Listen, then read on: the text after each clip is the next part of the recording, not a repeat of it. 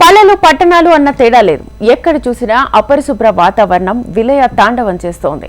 కుళ్ళిన చెత్త, ఎక్కడికక్కడ నిలిచిపోయిన డ్రైనేజ్ నీరు, నిల్వ ఉన్న వర్షపు నీరు ఇవన్నీ దోమల ఉత్పత్తి కేంద్రాలుగా మారాయి. ప్రజా ఆరోగ్యం మెరుగు కోసం పెద్దపీట వేస్తున్న దోమలపై దండయాత్ర కోసం ఫ్రైడే డ్రై డే లాంటి కార్యక్రమాలు దిశగా ప్రభుత్వం అడుగులు వేస్తున్నా అవి ప్రచార ఆర్భాటాలకు తప్ప ఆచరణలో మాత్రం అడుగు ముందుకు పడటం లేదన్న విమర్శలు పెద్ద ఎత్తున వెల్లువెత్తుతున్నాయి. సీజనల్ వ్యాధులతో విషజ్వరాల బారిన పడి ఆసుపత్రులకు క్యూ కడుతోన్న వైనంపై హెచ్ఎంటీవీ ప్రత్యేక కథనం.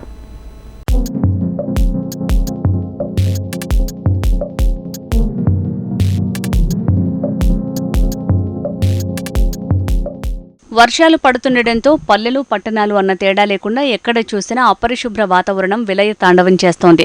కూలిన చెత్త, పారని డ్రైనేజీలు, నిల్వ ఉన్న వర్షపు నీరు ఇవన్నీ దోమల ఉత్పత్తి కేంద్రాలుగా మారుతున్నాయి.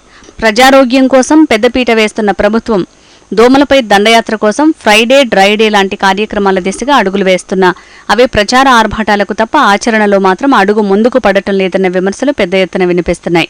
దోమలు కుడుతున్నాయి, ఆ పొడి ఏమంటే ఆ పొడి కూడా వేయడంలే, గణేష్ బీసింగ్ పౌడర్ కూడా మా లైన్కి ఆయాతికారు రావడంలే, బీసింగ్ పౌడర్ ఏమైనా అడిగినా కూడా వేయడంలే. మా డేరో కూడా బ్రహ్మాండంగా చలికాలం కదా, ఇంకా విపరీతంగా దోమలు వచ్చాయి. ఇంకా వర్షాకాలము దోమలు కూడా జ్వరాలు. స్వచ్ఛ భారత్ కోసం కేంద్ర ప్రభుత్వాలు కోట్లు ఖర్చు పెడుతుంటే అవి ఆశించిన స్థాయిలో సత్ఫలితాలను మాత్రం ఇవ్వటం లేదు. పారిశుద్ధ్య సిబ్బంది కొరత, ప్రజల్లో అవగాహన లేమి సీజనల్ వ్యాధులకు మరింతగా ఊతమిస్తున్నాయి. దీంతో గ్రామాలే విషజ్వరాలతో ఆసుపత్రులకు క్యూ కడుతున్నాయి.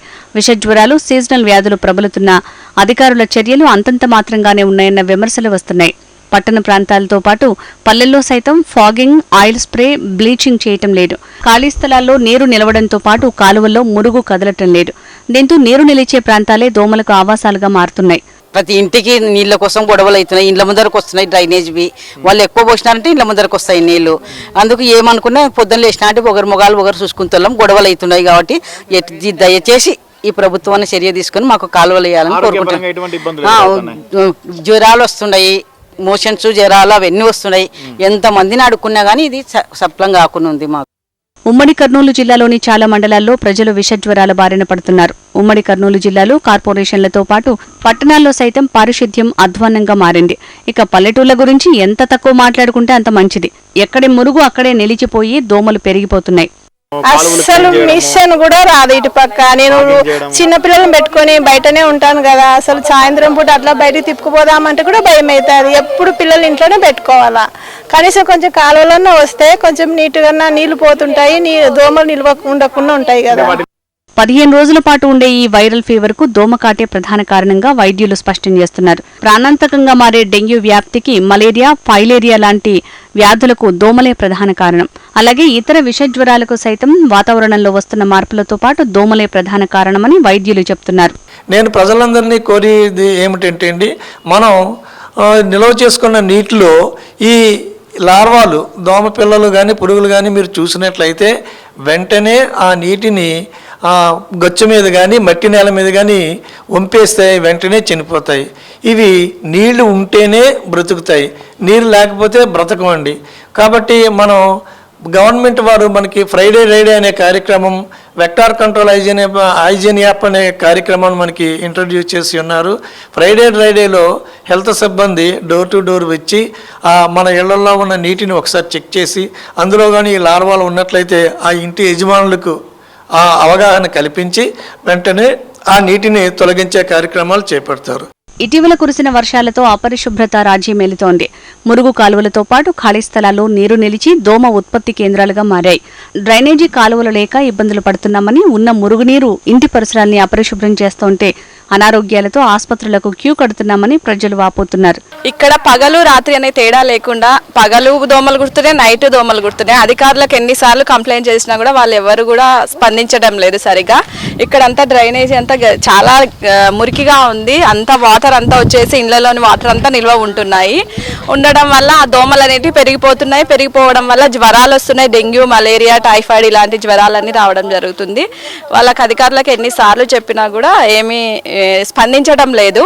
అలాగే పగలు కాదు రాత్రి కాదు, పగలు టైంలో కుడుతున్నాయి, నైట్ టైమ్స్ కుడుతున్నాయి. పిల్లలు చిన్న చిన్న పిల్లలు ఉన్నారు, బయట కూర్చోవాలంటే కూడా ముసలి వాళ్ళు చాలా ఇబ్బంది పడుతున్నారు. కర్నూలు జిల్లా ప్రభుత్వ సర్వజన వైద్యశాలతో పాటు ఏరియా ప్రభుత్వ ఆసుపత్రుల్ని పరిశీలిస్తే విష జ్వరాల ప్రభావం ఏ స్థాయిలో ఉందో ఇట్టే అర్థమవుతుంది.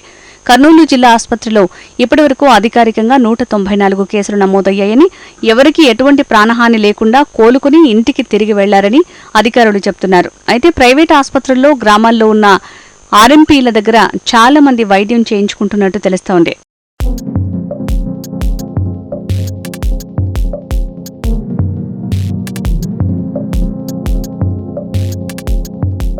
ప్రతిరోజు ప్రధాన వీధులకే శుభ్రత పరిమితమైంది.